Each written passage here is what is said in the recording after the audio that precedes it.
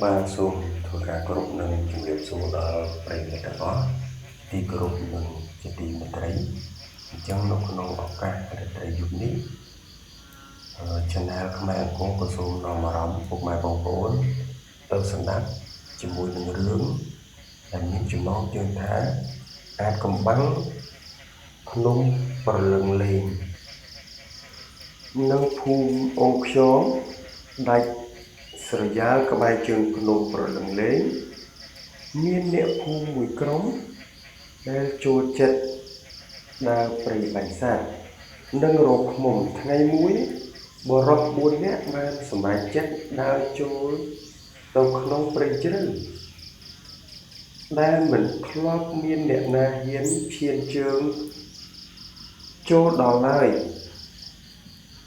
អ្នកទាំង4នាក់មានដូចជាពូផ្លុងបរិះចំណេះម្នាក់ដែលជំនាញខាងដើរព្រៃមានវិជ្ជាអាគមបន្តិចបន្តួចប៉ុន្តែមាននិស្ស័យឆាប់ខឹងម្នាក់ទៀតគឺឈ្មោះប៉ាវយុវជនក្លាហានមិនសូវជឿរឿងអបិយជំនឿប៉ុន្តែជាមនុស្សស្មោះត្រង់កែតជាបរិះដែលមានសម្ដីខ្លាំងប៉ុន្តែចិត្តស្រាលនិងឆាប់ភ័យឆ្មេងបរិះស្គួមខ្ពស់ដែលជាមនុស្សចូលចិត្តកត់សម្គាល់នៅអ្វីប្លែកៗព្រះអាទិត្យទាបលិចរស្មីពន្លឺក្រហមឆ្អិនឆ្អៅលាតសន្ធឹងលើកំពូលភ្នំខ្យល់ល្ងាចបក់បោកមកប៉ះស្បែកនាំមកនៅក្លិនស្អុយរលួយចម្លែកហាក់ដូចជាស្គាល់យ៉ាងច្បាស់អាប៉ាវអាឆ្មិញពូឯងរៀបចំធ្វើជាកន្លែងដេកនៅទីនេះហើយពូផ្លុងបញ្ជាឲ្យដោយសំឡេងស្អកស្អកចងអង្រឹងឲ្យខ្ពស់ផុតពីដីហើយកុំភ្លេចយករបស់ស័ក្តិសិទ្ធិដែលអញឲ្យពាក់ជាប់នឹងកផងកែតមើលទៅជុំវិញដោយអារម្មណ៍មិនស្រួលនៅពេលនោះពូផ្លុងហេតុអ្វីបានជាដើមឈើនៅជុំវិញនេះសុទ្ធតែមានស្នាមក្រយោមដៃមនុស្សបែបនេះហើយហេតុអ្វីបានជាគ្មានសំឡេងសត្វចង្រិតយំសោះអញ្ចឹងកុំមាត់ច្រើនតែជើងល្អពូផ្លុងកុំពួកទាំងខ្សឹបខ្សឹបនៅក្នុងព្រៃនេះបើឃើញអ្វីប្លែកកុំមាត់បើលឺគេហៅកុំឆ្លើយប្រហែលជាម៉ោង12យប់ភ្លើងគប់ដែលដុតកម្ដៅបានរលត់បន្តិចម្ដងខ្យល់ត្រជាក់បោកបក់ខ្លាំងរហូតដល់ស្លឹកឈើបក់ផាត់គ្នាទៅដូចជាសំឡេងមនុស្សខ្សឹបខ្សៀវគ្នាប៉ាវភ្ញាក់ពីដំណេកដោយសារស្រេកទឹកទេក្រោកឈររួចលាតដៃទៅយកបំពង់ទឹកប្រពេចនោះគេបានឮសំឡេងចម្លែកមួយប្រៀបបីដូចម្ដាយរបស់គេកំពុងតែហៅគេអញ្ចឹងប៉ាវឈរស្ងៀមទ្រូងលោតញាប់ស្ទើរផ្ទុះគេនឹកឃើញសម្ដីពូផ្លុងភ្លាម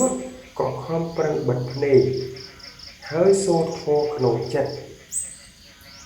ប៉ុន្តែសម្លេងនោះមិនបាត់ឡើយវាប្រែជាសម្លេងសើចក៏ក្អឹក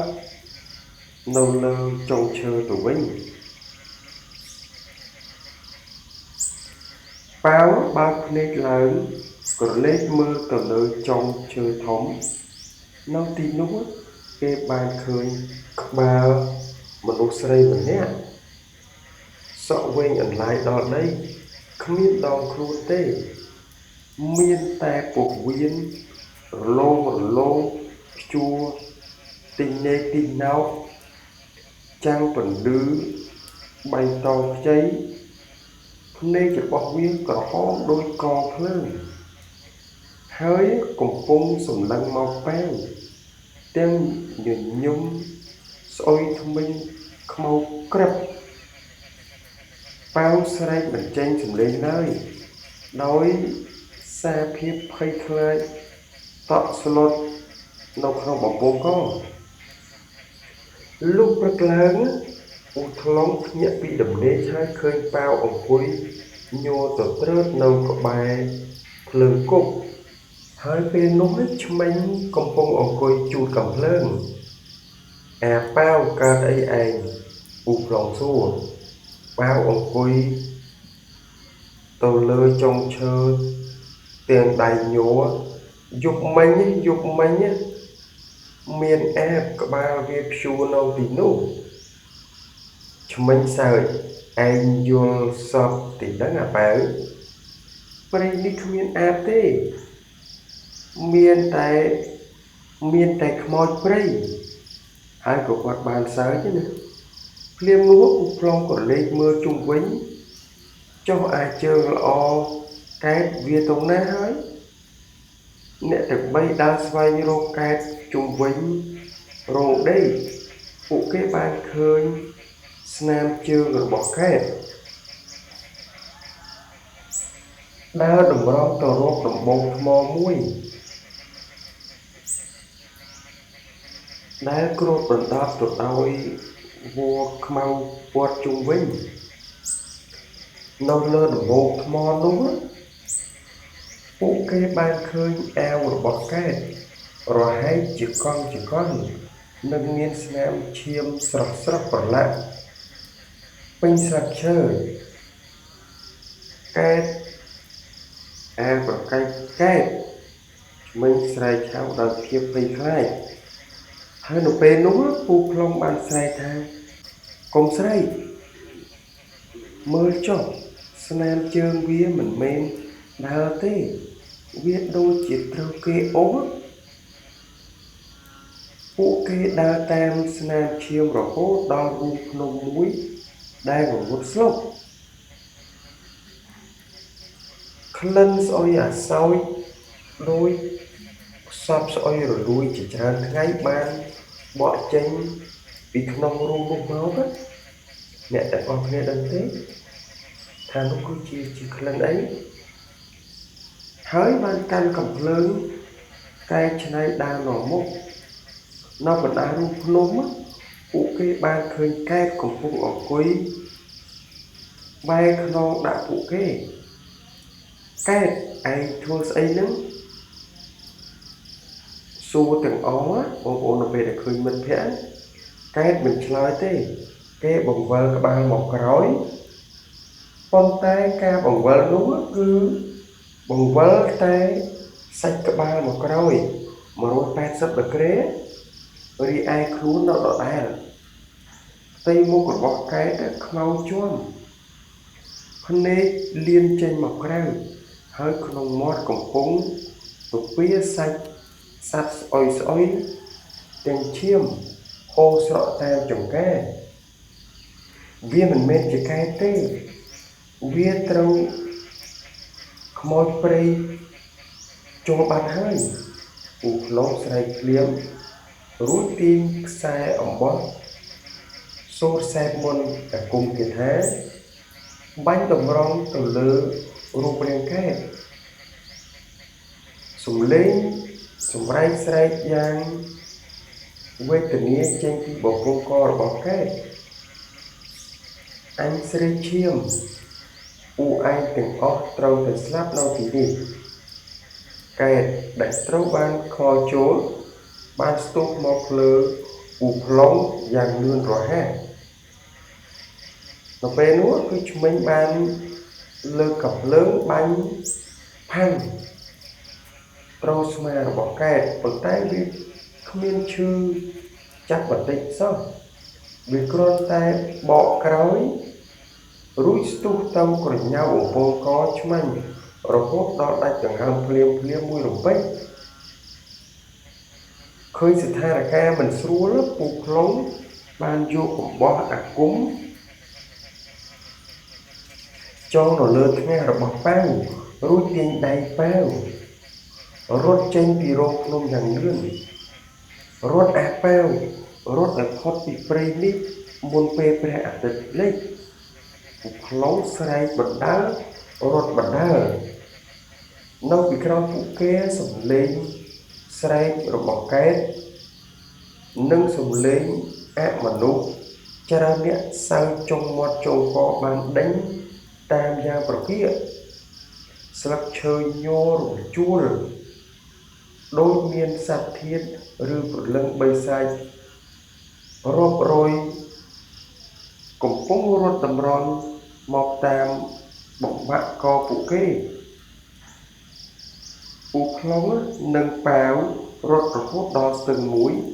ដែលមានទឹកហូរខ្លាំងឆាប់ឆ្លងទឹកនេះខ្មោចព្រៃវាមិនហ៊ានឆ្លងទឹកអូរទេពូខ្លងប្រាប់ប៉ុន្តែនៅពេលនោះប៉ាវលោតចូលក្នុងទឹកគេមានអារម្មណ៍ថាមានដៃត្រជាក់ស្រេបជាច្រើនបានចាប់ជើងគេជាប់ពីក្រោមទឹក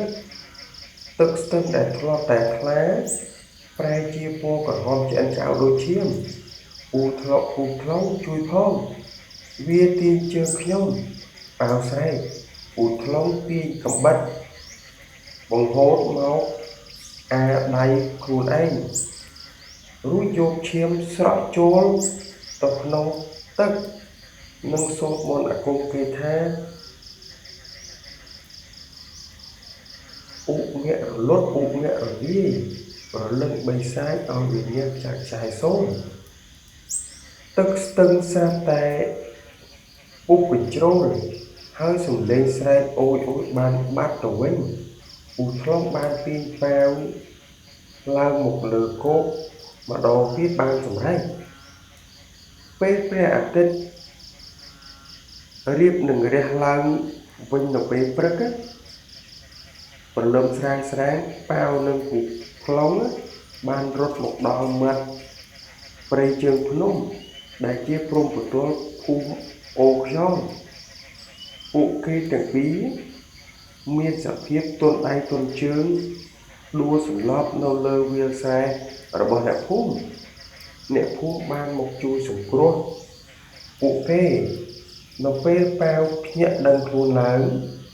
គេបានឃើញអ្នកភូមិជាច្រើនកំពុងចំរោមើលពូខ្លងអង្គុយនៅក្បែរនោះផ្ទៃមុខចាស់ជ្រាវជ្រួញប្រែជាស្កូវសក់អស់ពីក្បាលត្រឹមតែមួយយប់ពូខ្លងចុះកែតនឹងឆ្មេញប៉ាវសួរទាំងទឹកភ្នែកពូខ្លងដកដង្ហើមធំវែងរួចនិយាយដោយសំឡេងញ័រពួកគេមិនបានត្រឡប់មកវិញទេព្រៃនោះមិនមែនជាព្រៃធម្មតាទេវាជាភ្នំប្រលឹងលេង